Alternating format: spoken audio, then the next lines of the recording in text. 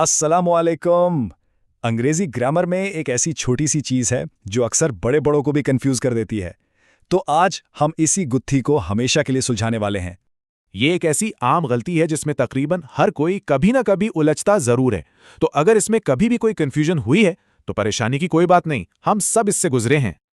लेकिन अच्छी खबर यह है कि इसका हल बहुत ही आसान है। चलें आज इस मसले को एक बार और हमेशा के लिए ख़त्म करते हैं ताकि ये गलती फिर कभी ना हो। चलें शुरू करते हैं। सबसे पहले हम सिर्फ ITS बगैर एपिस्ट्रोफी वाले इट्स पर बात करेंगे ताकि हमारी बुनियाद बिल्कुल वाज़ेह हो जाए। बहुत सादा अल्फाज में ITSS एक पोजेसिव प्रोनाउन है। इसका सिर्फ और सिर्फ एक काम है, किसी चीज की मलकियत या उसका ताल्लुक जाहिर करना।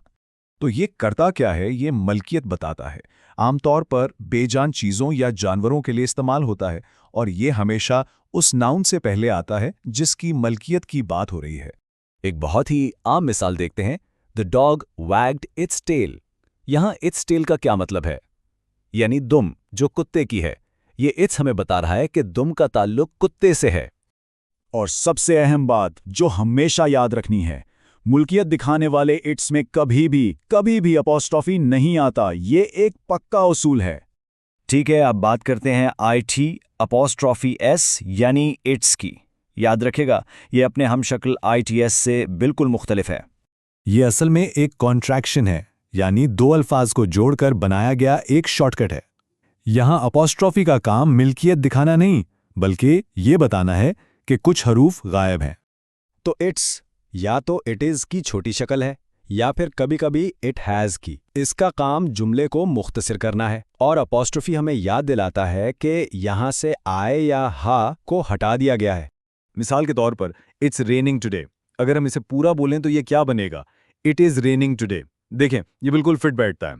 बिल्कुल उसी तरह it's been a long day, ये असल में it has been a long day का शॉर्टकट है। तो अब असल सवाल ये है कि जब लिख रहे हों तो इन दोनों में फ़र्क कैसे याद रखा जाए? फिक्र ना करें, इसके लिए एक बहुत ही ज़बरदस्त और आसान ट्रिक है। ये एक सादा सा टेस्ट है। जब भी कंफ्यूजन हो, इस लफ्ज़ की जगह इट इज़ लगाकर जुमला पढ़कर देखें। अगर जुमले का मतलब बनता है तो अपॉस्ट्रोफी वाला ITS आएगा, और अगर जुमला बिल्कुल बेमाने या अजीब सा लगे तो समझ जाएं कि बगैर अपॉस्ट्रोफी वाला ITS ही सही जवाब है। चलें अब इसे आजमा कर देखते हैं। हमारे पास जुमला है the phone lost dash charge. यहाँ खाली जगह में क्या आएगा? यहाँ इट्स आएगा। क्यों? क्योंकि अगर हम यहाँ इट इज़ लगाकर पढ़ें the phone lost it is charge, तो इसका तो कोई मतलब ही नहीं बनता ना। इसलिए मिल्कियत दिखाने वाला इट्स यहाँ बिल्कुल दुरुस्त है। चलें एक और मिसाल देखते हैं ताकि ये बात बिल्कुल पक्की हो जाए। This is going to be a great day. और यहाँ जवाब है इट्स। क्यों? क्योंकि जब हम इसकी जगह इट इज़ लगाते हैं, it is going to be a great day, तो जुमला बिल्कुल सही और बामानी है। बहुत खूब।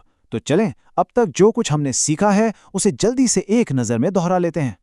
तो सारी बात का खुलासा ये है, ITS बगैर अपॉस्ट्रोफी के मिल्कियत के लिए है, यानी उसका, और ITS अपॉस्ट्रोफी के साथ सिर्फ इट इज़ या इट हैज़ का शॉर्टकट है।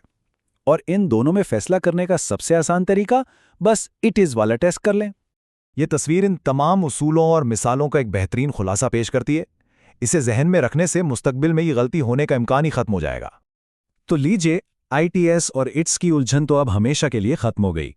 अब सोचने की बात यह है कि ग्रामर का अगला कौन सा ऐसा उसूल है जिसे इसी तरह आसानी से समझने की ज़रूरत है।